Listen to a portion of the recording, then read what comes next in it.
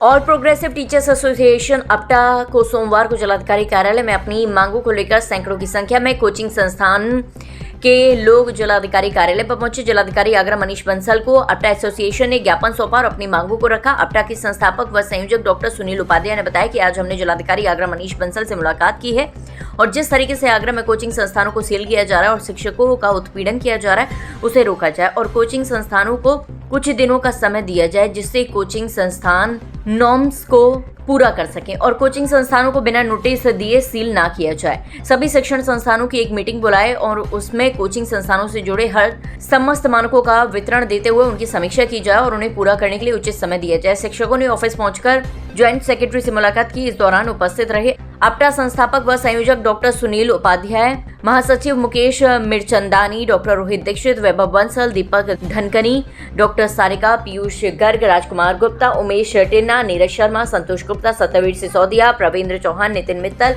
Anil रजवानी, Ravi Sharma, doctor Dayal Saran आदि। यहाँ पे मेरे साथ बहुत सारे टीचर्स खड़े हुए हैं जो इस चीज़ के लिए आए हुए हैं कि भाई हमें थोड़ा सा टाइम तो दिया जाए, 1-2 महीने तो दिया जाए कम से कम, जिससे हम अपनी ये जितनी भी उन्होंने प्रशासन ने रखी है मांगे वो हम पूरी कर सकें। टीचर्स को हमेशा टाइम तो मिलना ही चाहिए और जहाँ तक हमारी कहते हैं स्वेच्छा है कि हम अपनी पूरी तरीके से इस डिमांड को पूरी करेंगे, लेकिन प्रैक्टिकली वो ऐसी भी होनी चाहिए जो पॉसिबल हो, ऐसी नहीं होनी चाहिए कि जो पॉसिबल ही ना हो। तो ऐसा होना चाहिए, ऐसे रूल्स रेगुलेशन रखने चाहिए कि जो हर एक स्टूडेंट के लिए एक तरीके से पॉसिबल।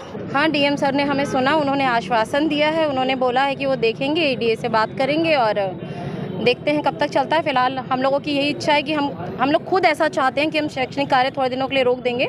हम भी नहीं चाहते कि हमारे बच्चों का नुकसान हो और अगर आज मैं किसी के बच्चों को पढ़ा रही हूँ तो मेरे बच्चे भी कहीं ना कहीं वो कोचिंग पढ़ ही रहे हैं और अगर उनकी सुविधा का हम ध्यान नहीं रखेंगे तो कौन रखेगा। बस मेरा इतना ही कहना है कि डीएम सर ने जो आश्वासन दिया है कृपया करके वो उसे थोड़ा सीरियसली लें और यहाँ पे जो धूप में इतने सारे टीचर्स खड़े हैं अपनी रोजी रोटी के लिए उनका ध्यान रखें। धन्यवाद। हम सारे शिक्षक आज इस धूप में, इस गर्मी में यहाँ इकट्ठे हुए हैं, किसी सबकी रोजी रोटी का खतरा है। इस तरीके से अनैतिक कार्रवाई जहाँ शिक्षण संस्थानों को सील करा जा रहा है ये गलत है। अगर हमें बताया जाए कि क्या करना है और किस नॉर्म्स को फॉलो करना है तो शायद हम सब इतने सक्षम हैं कि इन पढ़े लिखे हैं कि हम इन नॉर्म्स को पूरा करने के लायक हैं।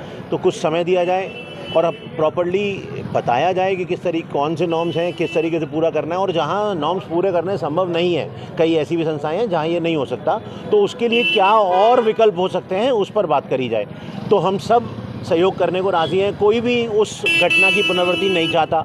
हमारे से ज़्यादा जान हमें अपने बच्चों की प्यारी है जो हमारे यहाँ पढ़ रहे हैं, तो हम भी नहीं चाहेंगे कुछ ऐसा हो, ना आज तक कभी हुआ है। एक जगह घटना होने से सब अपराधी नहीं बन जाते हैं। तो कृपया हमें समय दिया जाए और हमारे को बताया जाए कि हमें करना क्या है। धन्यवाद। आगरा में लगातार प्रशासन बिना भौतिक निरीक्षण किए हुए कोचिंगों को सीज कर रहा है। इस संदर्भ में आपटा के लगभग 100 शिक्षण संस्थाओं के डायरेक्टर डीएम साहब से आज मुलाकात करते हैं और ज्ञापन देते हैं। डीएम साहब ने को बताते हैं कि हमारी समस्या क्या है। हमारी मांग है डीएम साहब से कि कोचिंगों का भौतिक निरीक्षण किया जाए। अगर वहाँ अनुपालन नियमों का नहीं हो रहा है तो नियमों को अनुपालन के लिए समय दिया जाए जिससे कि शिक्षक नॉर्म्स के प्रोसेस में आ जाए। हाँ, अगर आग लगने की तब तक खतरा रहता है तो शिक्षण कार्य को हम रोकने को तैयार हैं, लेकिन एक समय के साथ एक समय दिया जाए।